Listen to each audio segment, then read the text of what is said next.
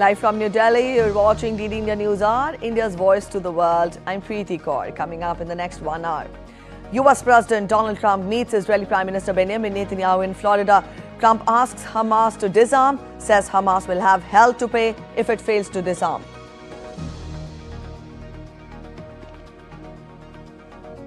Russian President Vladimir Putin targeted in alleged drone attack. Kremlin blames Ukraine. Zelensky denies claim.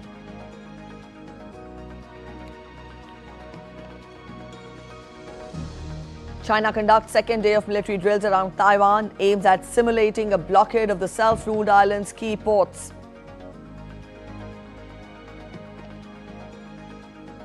Bangladesh's first woman Prime Minister Khaleda Zia passes away at the age of 80 after prolonged illness.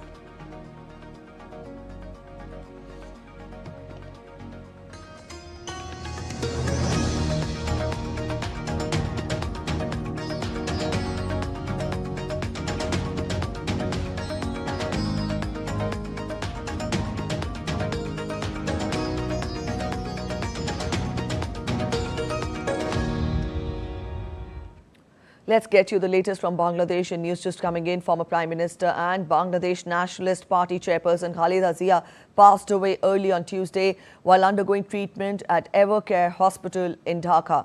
She was 80. The party's media cell said Khaleda Zia died while receiving medical care at the private hospital where she had been admitted due to serious health complications. Khaleda Zia, a two-time Prime Minister, was one of the most prominent figures in Bangladesh's politics for decades and served as BNP chairperson for many years. Our correspondent Naval Sangh Parmar joins us with more details.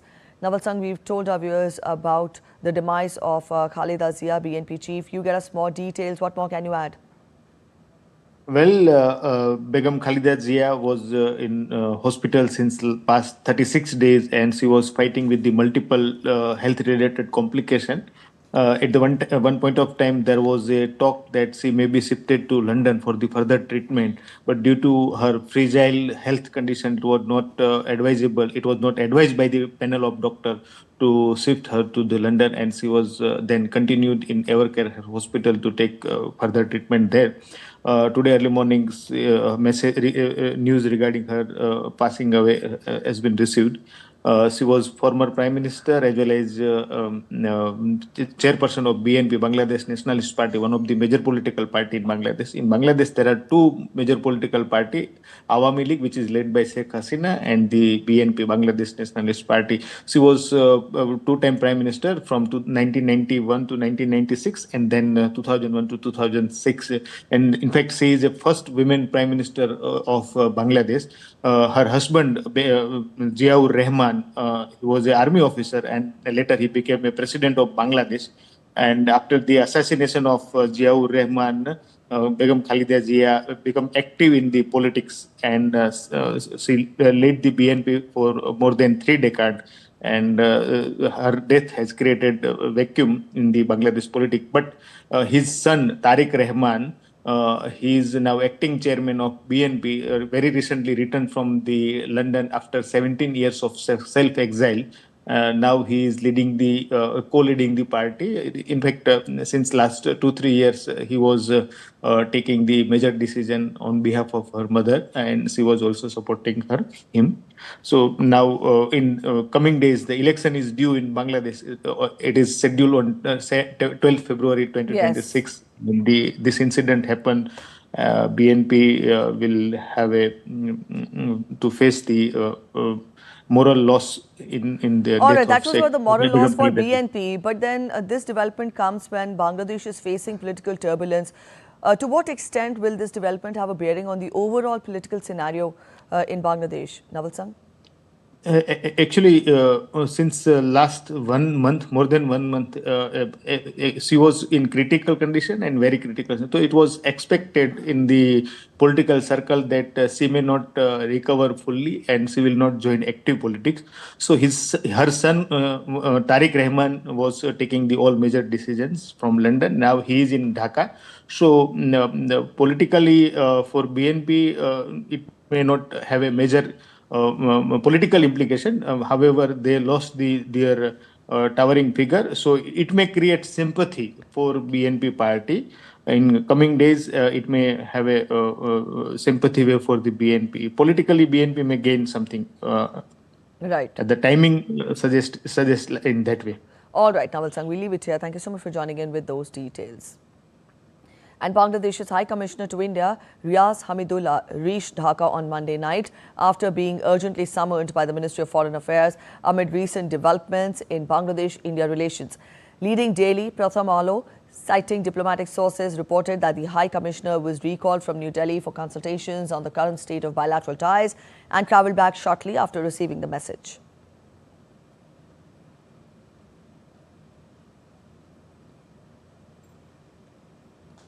US President Donald Trump said that he warned Iran of fresh strikes and said that Hamas will have hell to pay if it fails to disarm in Gaza, as he presented a united front with Israeli Prime Minister Benjamin Netanyahu on Monday. Speaking at a news conference with Netanyahu in Florida, Trump threatened to eradicate any attempt by Tehran to rebuild its nuclear program or ballistic missile arsenal following US and Israeli strikes earlier this year. Trump also downplayed reports of tensions with Netanyahu over the second stage of the fragile Gaza ceasefire, saying that Israel had lived up to its commitments and that the onus was on Palestinian militant group Hamas. Meanwhile, Hamas's armed wing reiterated earlier on Monday that it would not surrender its weapons. Well, we talked about Hamas and we talked about disarmament, and they're going to be given a very short period of time to disarm. And we'll see how that works out. Steve Witkoff and Jared Kushner will be in charge of that from our side. But if they don't disarm, as they agreed to do, they agreed to it, and then they'll be held to pay for them. And we don't want that. We're not looking for that. But they have to disarm within a fairly short period of time. Israeli Prime Minister Benjamin Netanyahu said that it had been a very productive meeting and announced that Israel was awarding Trump its highest civilian honor, the first time it has gone to a non-Israeli citizen. Netanyahu also appeared to have steered Trump towards focusing on Israel's concerns about Iran.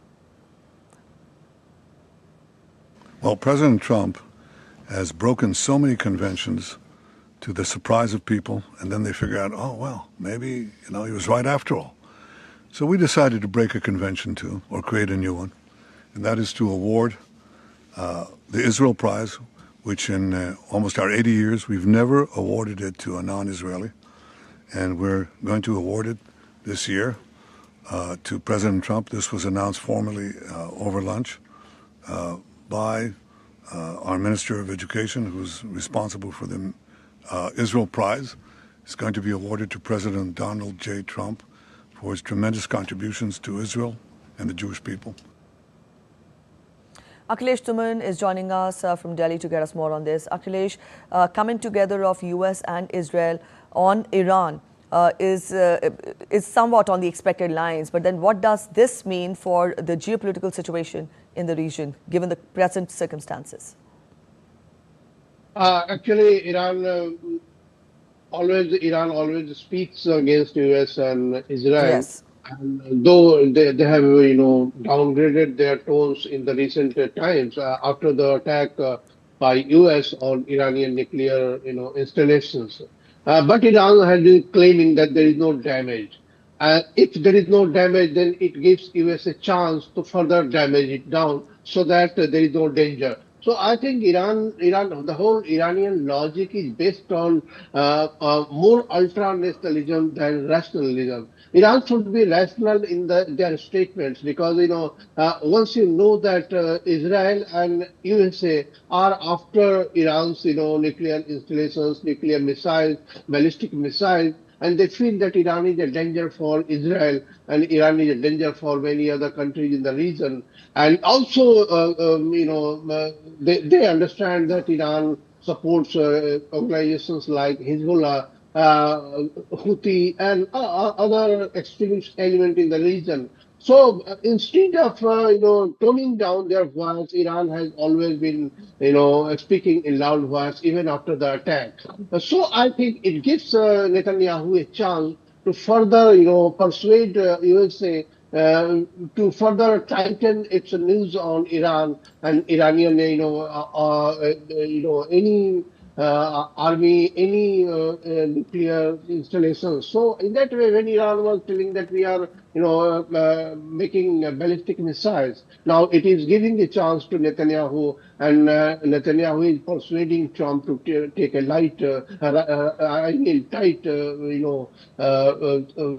decision about that, and that is why Netanyahu in his talks told about Iranians, preparations, and then Donald Trump said that it has to be dealt with very, strongly. And I think that is why Trump himself has given a statement against Iranian ballistic missile program. So I think it is very natural. Instead of Iran coming to terms and going into certain negotiations with US and other countries in the world, saying that we are not in preparation of ballistic missiles, Iran is hailing their preparations. So I think it is becoming difficult for Iranian people, so that they may have faced again some sort of action against Iranian, these installations, as Trump said, All right, that was about Iran, Akhilesh. But then when we talk of Israel and US, then President Trump playing an important role in Israel-Hamas conflict, and the Israel-Hamas peace deal. Added to that, Israel announcing its highest civilian honor for Trump. What do you make of this bonhomie, if I may call it, between the two nations? It's a very old bonhomie, actually. Israel is quite close, and you can say that Israel is considered to be the 51st states of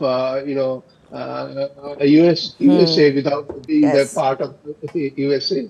So in that way, US-Israel relations are very, very, very strong. And whenever there is a chance of any danger on Israel. Akhilesh, are you there with us? All right, I think we've lost contact there with Akhilesh Suman. We'll try getting back to him to get more on this. But meanwhile, we'll turn focus to other updates. Russia has accused Kyiv of firing drones at Vladimir Putin's residence between Moscow and St. Petersburg, announcing it would revise its negotiating position on ending the conflict. In an audio statement, Russian Foreign Minister Sergei Lavrov said that Ukraine fired 91 drones at Putin's official residence in the Novgorod region overnight, adding that all of them were destroyed by air defenses. US President Donald Trump said on Monday that Russian President Vladimir Putin told him a swarm of Ukrainian drones had allegedly targeted one of his residences. However, Kyiv denied the claim. Speaking to reporters ahead of a meeting with Netanyahu, Trump said the Russian leader raised the issue during a call earlier in the day. I heard about it this morning. You know who told me about it? President Putin told me about it. Early in the morning, he said he was attacked. It's no good. It's no good. Don't forget, the Tomahawks. I stopped the Tomahawks. I didn't want that. Because we're talking about, it's a delicate period of time. This is not the right time. It's one thing to be offensive, because they're offensive. It's another thing to attack his house. It's not the right time to do any of that, and can't do it. And I learned about it from President Putin today. I was very angry about it. You're watching DD India News Hour. We're waiting for a short break, but after the break, US President Donald Trump wants to bring a lawsuit against Federal Reserve Chair Jerome Powell.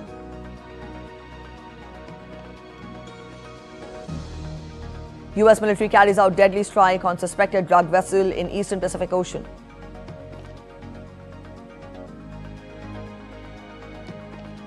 Iraq's newly elected parliament convenes its first session following the November national election.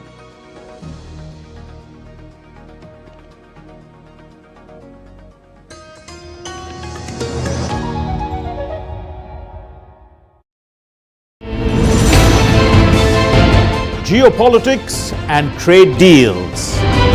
Economic challenges amid development. Hard work and the path to prosperity. It's the economy always. Between walkers, money is what money does and says. Supply creates its own demand. Between the bulls pulls and bears tears. when supply chains globalization and India rises to the podium. We'll get you centered with the economic brief at 8 p.m. every Thursday on DD India.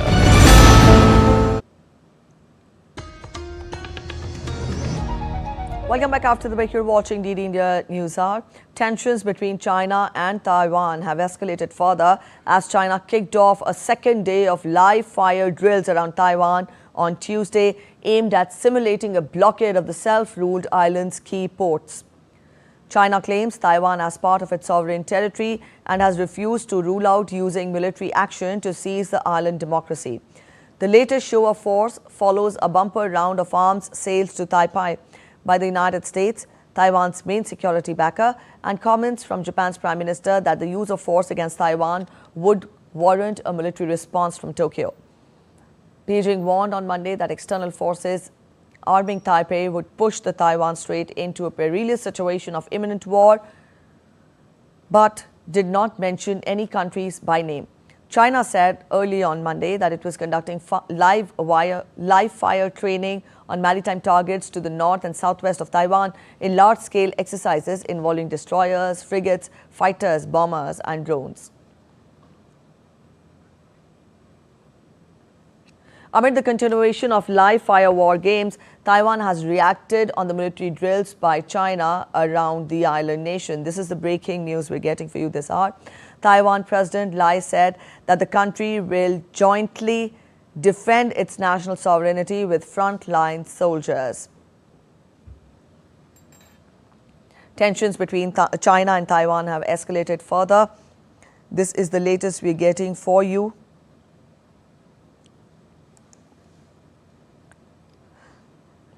Taiwan president has also said that national security team is working closely with the military to access latest development and ensure national security. I quote him, he says, "We will not escalate tensions and will not provoke confrontation and in fact will act responsibly. Taiwan is facing various harassment and influence campaigns. Chinese Communist Party has been hyping military pressure recently, and that is not what a responsible major power should do," and I unquote. So already the live fire war games were continuing, and here we have reaction coming in from Taiwan. Taiwan has reacted sharply on the military drills by China around the island nation. Taiwanese President Lai said that the country will jointly defend its national sovereignty with frontline soldiers. He also said that the national security team is working closely with the military to access latest development and ensure national security. Taiwan will not escalate tensions and will not provoke confrontation and will act responsibly. Also, the president mentioned that Taiwan is facing various harassment and influence campaigns.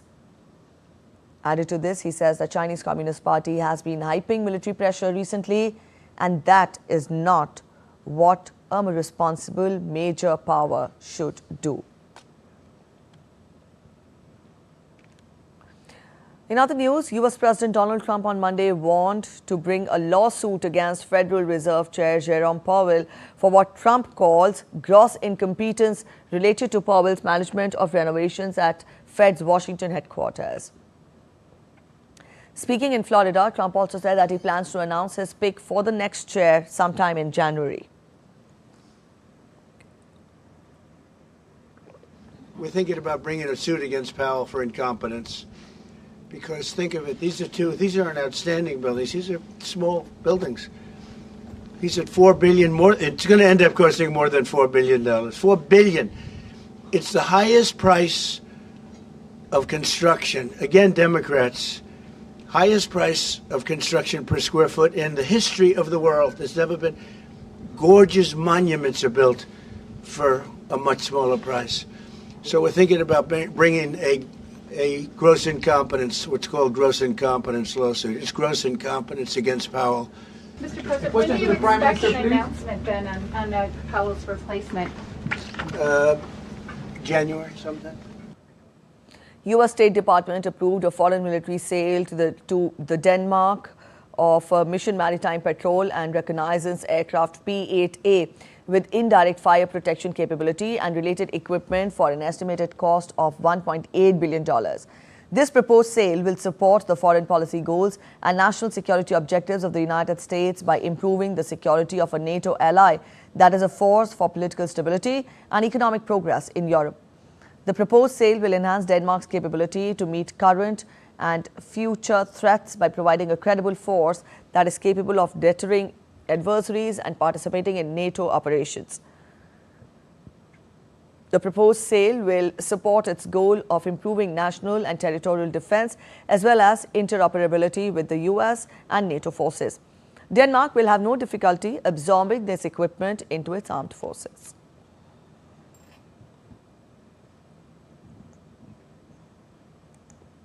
The United States has made a $2 billion pledge for UN humanitarian aid, a U.S. State Department official said, following major foreign aid cuts by the Trump administration in 2025.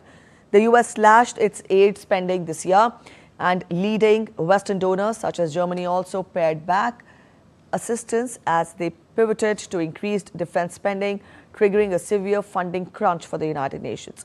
The U.S. is pledging to commit $2 billion in funding to the UN for humanitarian aid. No further details were provided on how the money would be allocated or if additional pledges would follow. UN data shows total U.S. humanitarian contributions to the UN fell to about $3.38 billion in 2025, equating to about 14.8% of the global sum. Earlier in December, the United Nations launched a 2026 aid appeal for $23 billion to reach 87 million people at risk.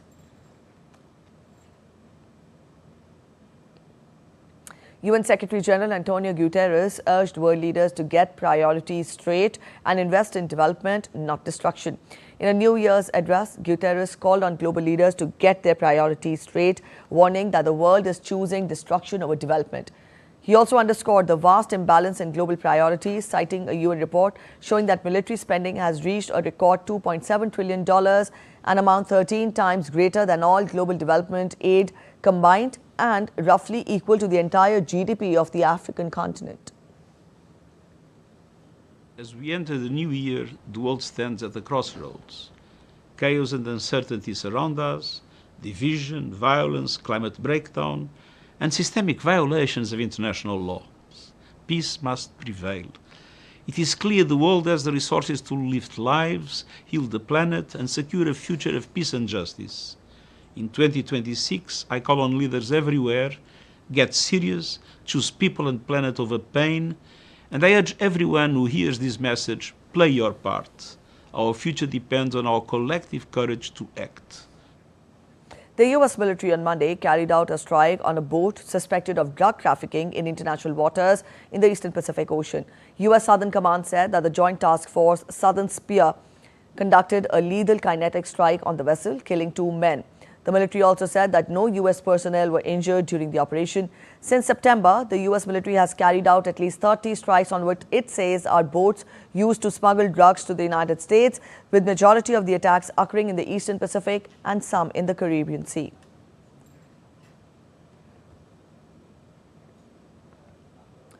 Tensions resurfaced between Thailand and Cambodia on Monday after Bangkok accused Phnom Penh of violating a ceasefire with drone incursions along the border. Cambodia has downplayed the allegation, calling it a minor issue, even as regional powers push for restraint and dialogue. Thailand on Monday accused Cambodia of violating a newly signed ceasefire by flying more than 250 drones across the border. The Thai army says the alleged drone activity occurred just days after both sides agreed to halt deadly clashes. The fresh accusation has raised doubts over the durability of the truce. The Thai army said on Monday more than 250 unmanned aerial vehicles were detected flying from the Cambodian side, intruding into Thailand's sovereign territory on Sunday night. It said such actions constitute provocation and a violation of measures aimed at reducing tensions, agreed during Saturday's bilateral meeting. However, Cambodian Foreign Minister downplayed the incident, calling it a small issue related to flying drones seen by both sides along the borderline. He said both countries had discussed the matter and agreed to investigate and resolve it immediately. The conflict flared again after July clashes that killed dozens and displaced over 1 million people.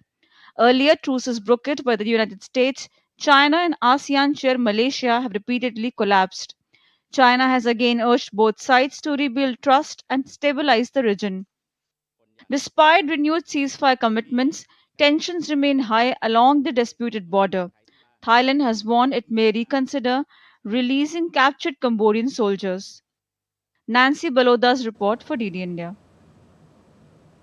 Iraq's newly elected parliament convened on Monday for its first session following the November natural election, launching a process to form a new government that often takes months. The parliament elected Sunni Muslim lawmaker Hebat al-Halbouzi as speaker at its opening session. A parliamentary statement said that Halbouzi secured 208 out of a total of 283 votes. Under the Iraqi constitution, the parliament must elect a speaker and 2 deputies at its opening session, then choose a new president within 30 days. The president will in turn task the largest parliamentary bloc with forming a government. Prime Minister Mohammad Shia al-Sudani's bloc won the most seats in the election. The next government will need to navigate the delicate balance between US and Iranian influence, with dozens of Iran-aligned militia groups complicating the picture.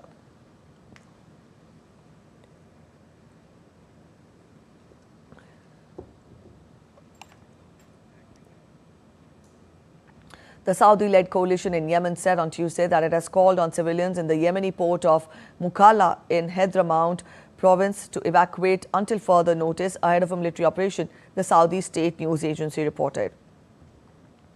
The coalition had said on Saturday that it would counter any military moves by the separatist STC group in Hadramaut to protect the civilians.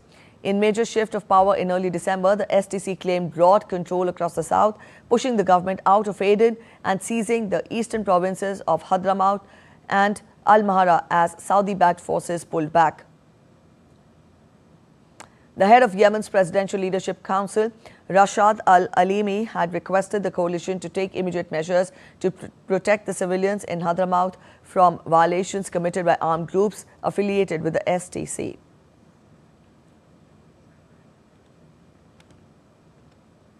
Brazil's imprisoned former President Jair Bolsonaro underwent a medical procedure on Monday to treat persistent hiccups, the second such treatment in 3 days.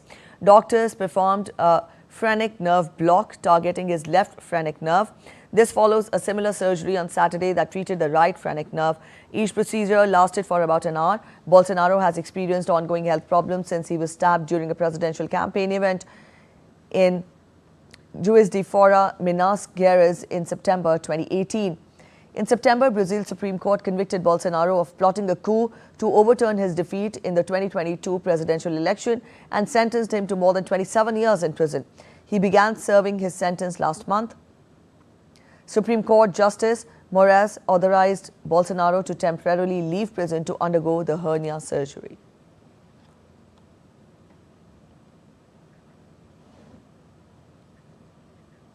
You're watching DD India News Hour, waiting for a short break. But after the break, DRDO successfully tests a maiden flight test of the Pinaka long-range guided rocket.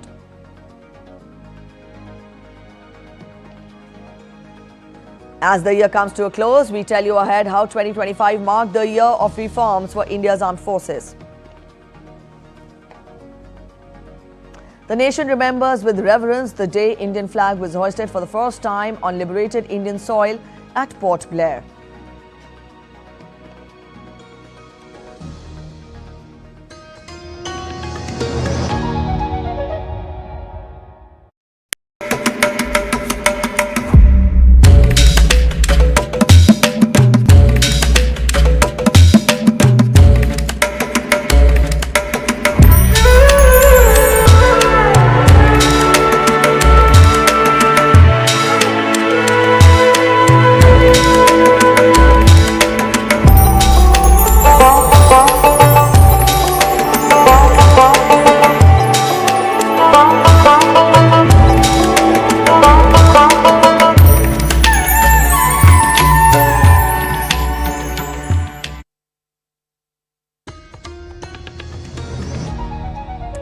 Welcome back after the break. You're watching DD India News Hour. India on Monday rejected Pakistan's criticism over alleged incidents of violence against the minorities on Indian soil, calling Islamabad's statement misleading and an attempt to deflect global scrutiny from its own dismal track record. In fact, dismal track record, that was.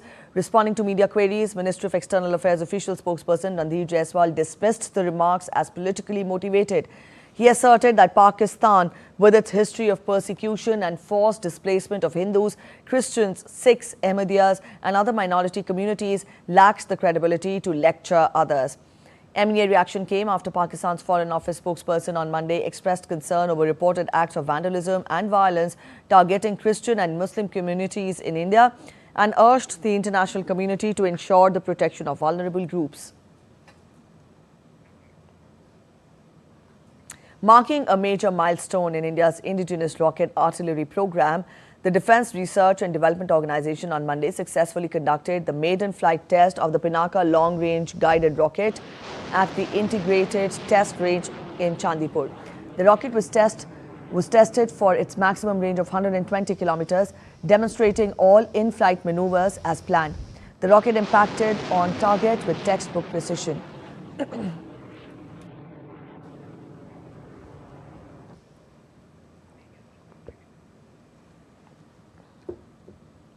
Defence Minister Rajnath Singh has congratulated DRDO on the achievement. He stated that successful design and development of long-range guided rockets will boost the capabilities of armed forces, terming it as a game changer.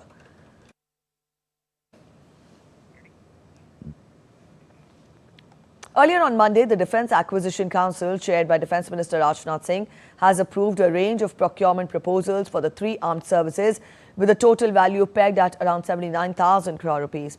The DAC accorded acceptance of necessity for the procurement of loiter munition system for artillery regiments, low-level lightweight radars, long-range guided rocket ammunition for Pinaka multiple launch rocket system, and integrated drone detection and interdiction system MK2 for the Indian Army. For the Indian Navy, the acceptance was accorded for procurement of Bollard pull tugs, high-frequency software-defined radios manpack, and for leasing high-altitude, long-range, remotely piloted aircraft system.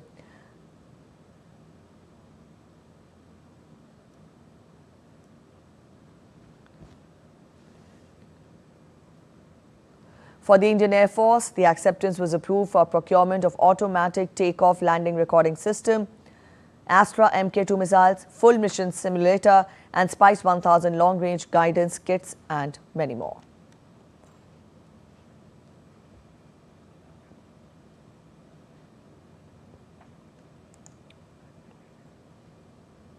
India celebrates the year of reforms with the growing might of our armed forces, a force not just for defense but for regional stability and technological leadership.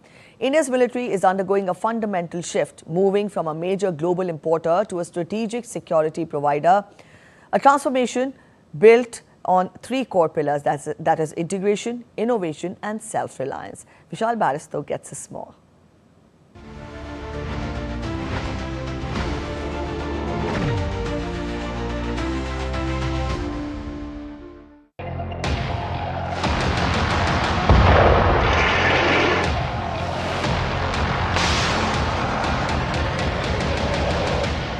India is rapidly embracing tri-service integration, creating a unified, agile fighting machine. This jointness is led by the Chief of Defence Staff, whose primary mandate is to achieve synergy across all domains, land, air and sea. The ongoing formation of integrated theatre commands is consolidating assets from all three services under a single commander for any given war zone. This ensures a faster, more effective response. The success of tri-service integration was quite evident during the clinical strikes on the terror camps in Pakistan during Operation Sindoor. हमारी सेना ने वो करके दिखाया जो कई दशकों तक कभी हुआ नहीं था। सैकड़ों किलोमीटर दुश्मन की धरती पर घुस करके आतंकी इमारतों को खंडहर बना दिया। पाकिस्तान में हुई तबाही इतनी बड़ी है कि रोज नए-नए खुलासे हो रहे हैं।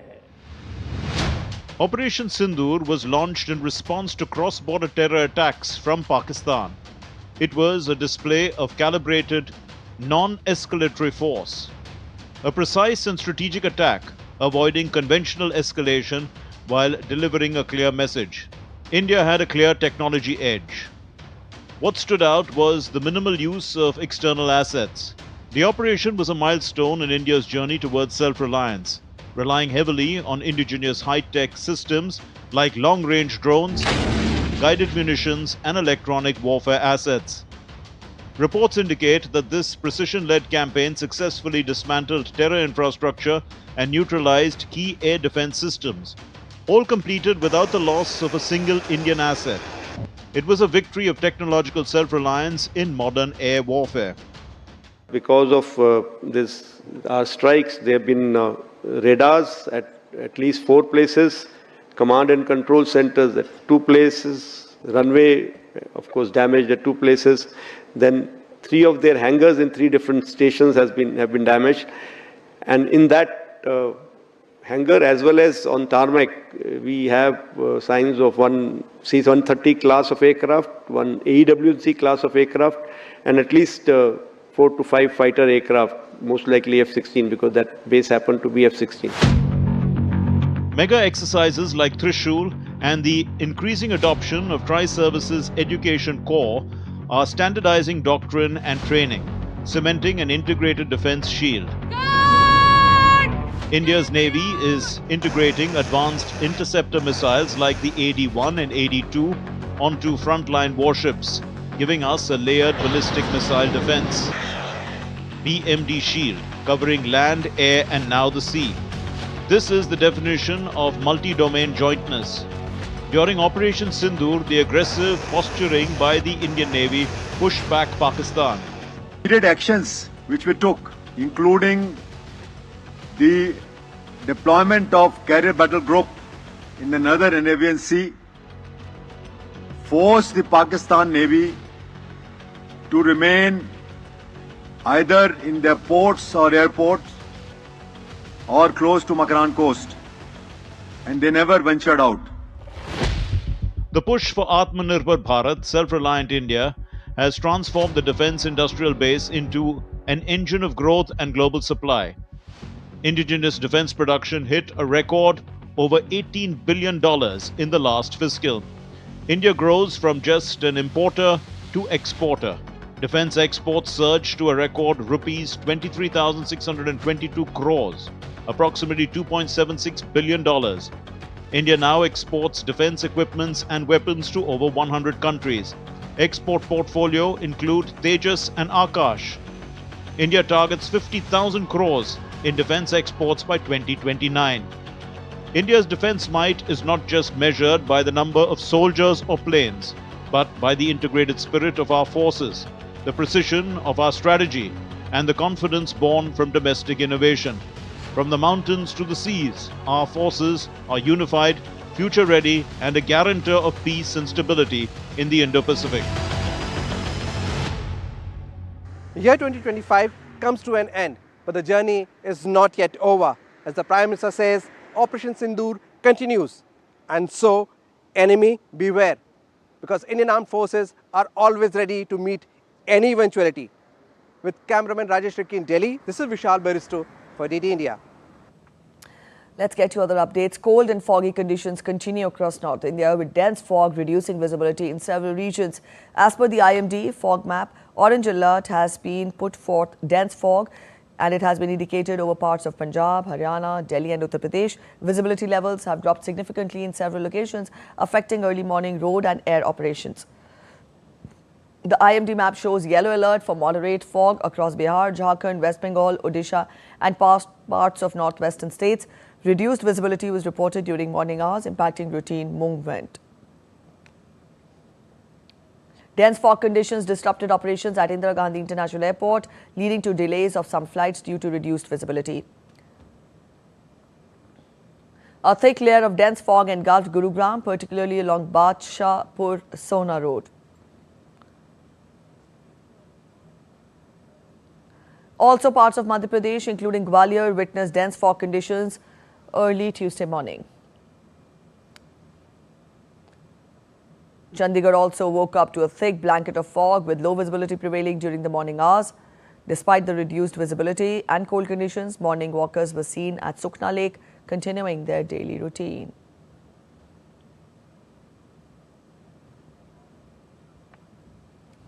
Dehradun witnessed dense fog conditions with visibility remaining low across the city during the early morning hours. Foggy weather affected normal movement as visuals showed poor visibility in several parts of the city. Dense fog also blanketed Haridwar, reduced visibility in the holy city during the morning hours. The IMD has advised caution during early morning hours as fog conditions continue to prevail across several states, with visibility remaining low in orange and yellow alert zones.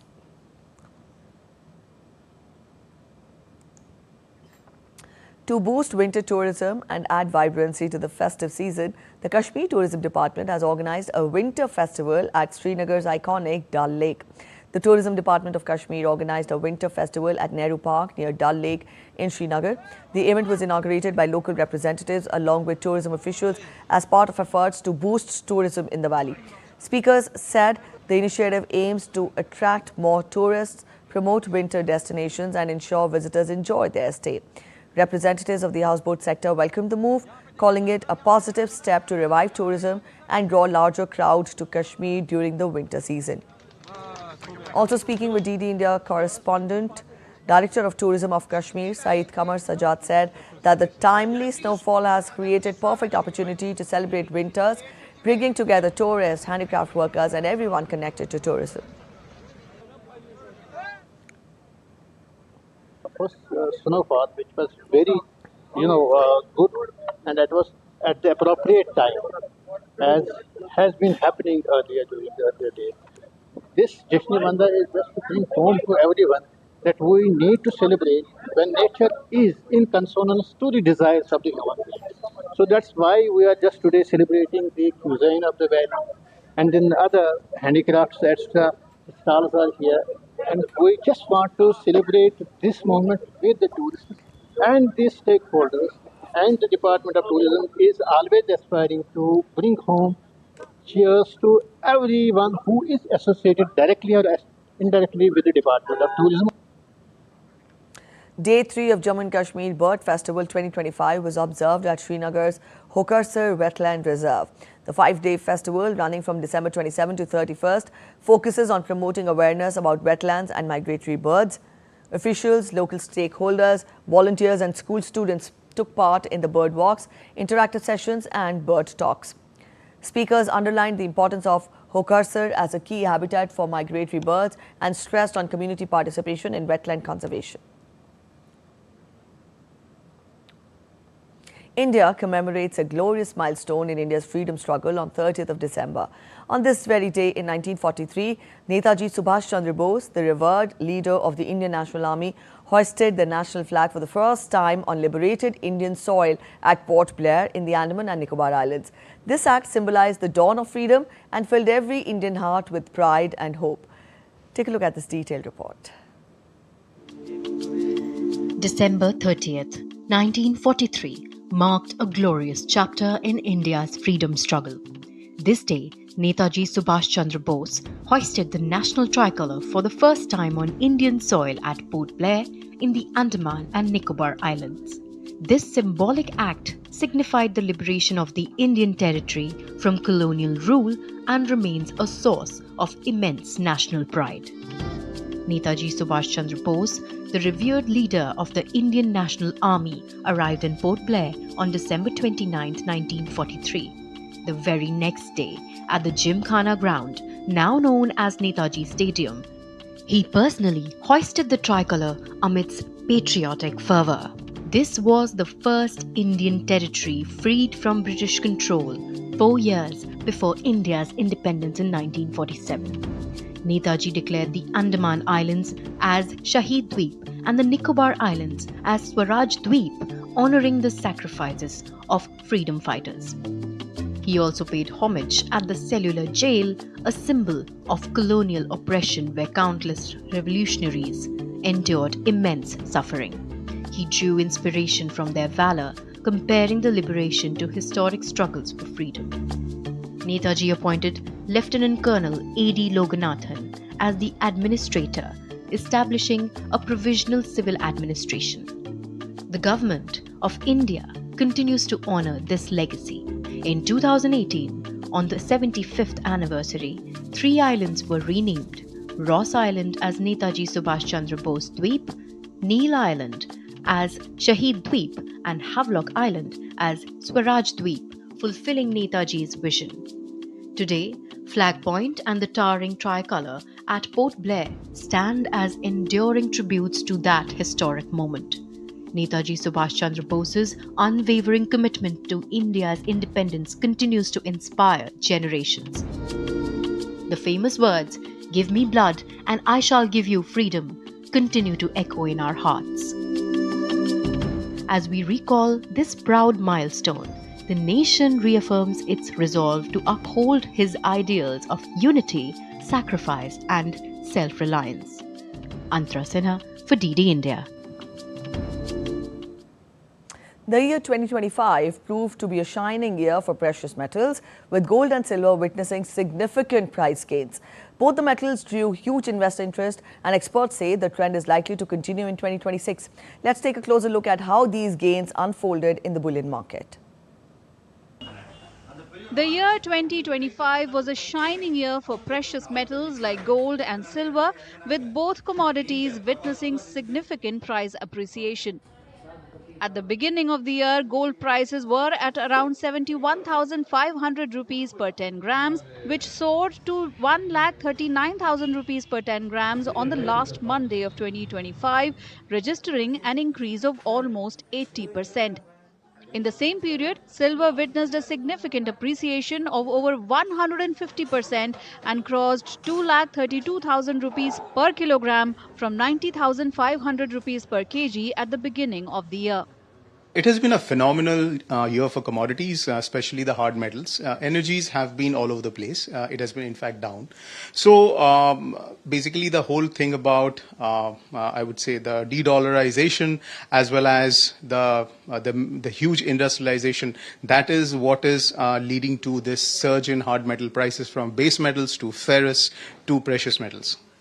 And as far as the outlook is concerned for 2026, we expect this trend to continue. Like gold has already delivered somewhere like a 65 to 70% kind of a return.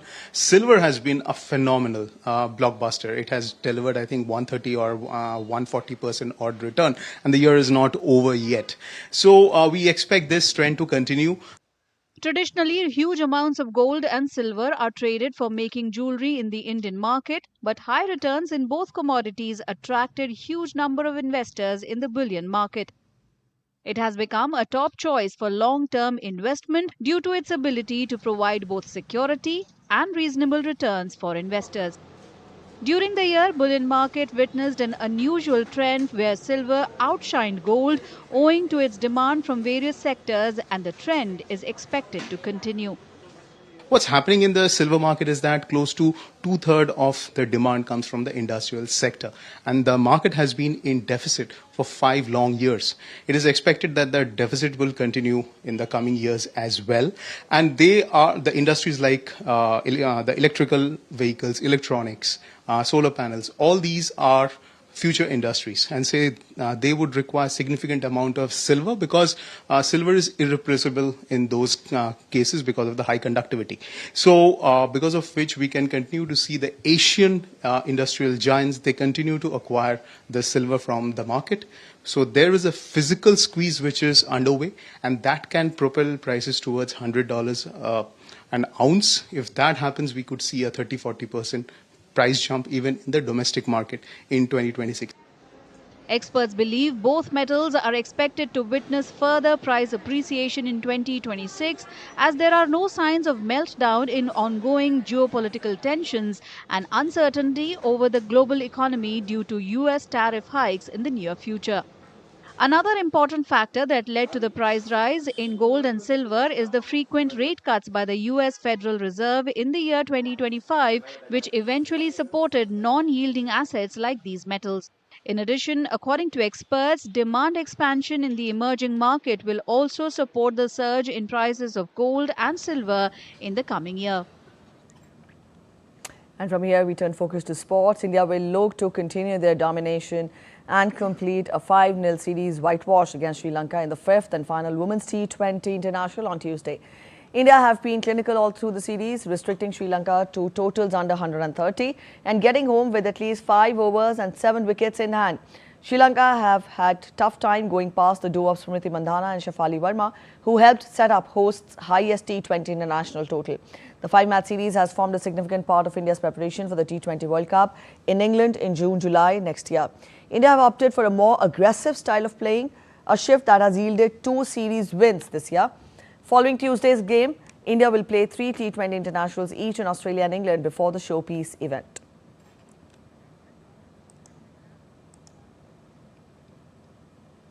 All right, our correspondent Narayan Singh joins us to get us more. Narayan, when we talk of this performance, then India will face Sri Lanka again with renewed confidence. At the same time, Sri Lanka will do a face-saving game, will play a face-saving game. How do we expect the day to pan out? Well, definitely, India, we can say that more dominant side in this tournament 5-match series so far. Today, the 5th match will be played, and India will look for a 5-0 whitewash against the Sri Lankan team. Fantastic cricket has been played out by the Indian cricket team throughout the 4 matches played so far. If we take a look at the first 3 matches, where India restricted the Sri Lankan team under 130 and won all the initial 3 matches with the 5 overs to spare, and also they didn't allow any Sri Lankan batters, especially the Indian bowlers, any room. So we can say that complete domination by the Indian team and a great opportunity to win the series final. Before that, India has done that achievement in the 5-match series in 2019 against West Indies, and last year against Bangladesh too. They won the 5-match series 5-0, and it's going to be a big achievement for the Indian women's team, considering the fact that next year, from June 12, we will see the T20 World Cup will take place.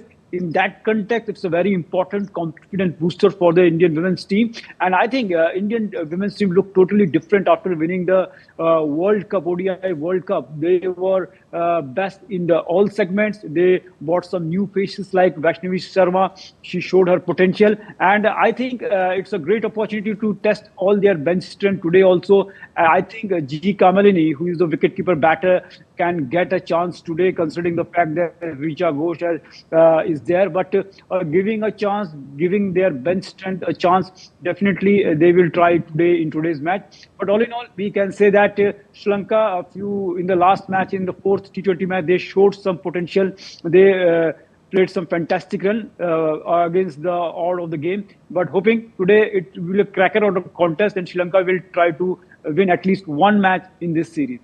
All right. Let's again hope the best team wins today as well. Thank you so much, Narayan, for joining in with that insight. And a British former heavyweight boxing champion, Anthony Joshua, was involved in a car accident in Nigeria's Ogun State. Joshua sustained minor injuries when his vehicle collided with another car. He was taken to hospital, where he is said to be in a stable condition. The accident occurred just over a week after his bout with Jake Paul in Miami. The car crash killed 2 people who were his close friends and team members. He was returning to the ring after a 15-month layoff. He's expected to fight longtime rival Tyson Fury in 2026. New York City is preparing for its iconic Times Square New Year's Eve celebration. On Monday, organizers tested the confetti that will be released over about 1 million attendees. The beloved annual tradition invites visitors from across the globe to share their hopes for the year ahead. Let's take a look.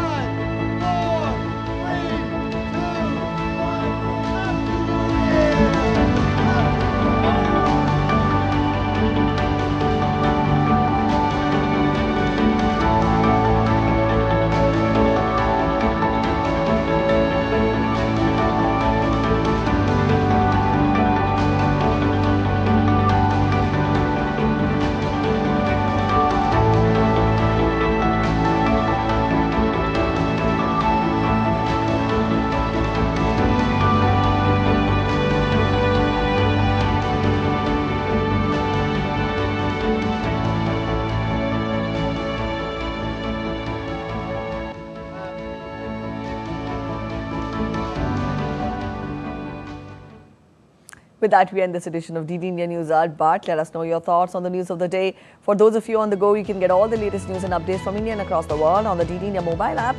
This app is available on both Android and iOS platforms, and you can download the respective QR codes. We'll be back with more news as it breaks here on DD India. I'm Preeti Kaur signing off, and from all of us here in Delhi, thanks for watching DD India News Hour.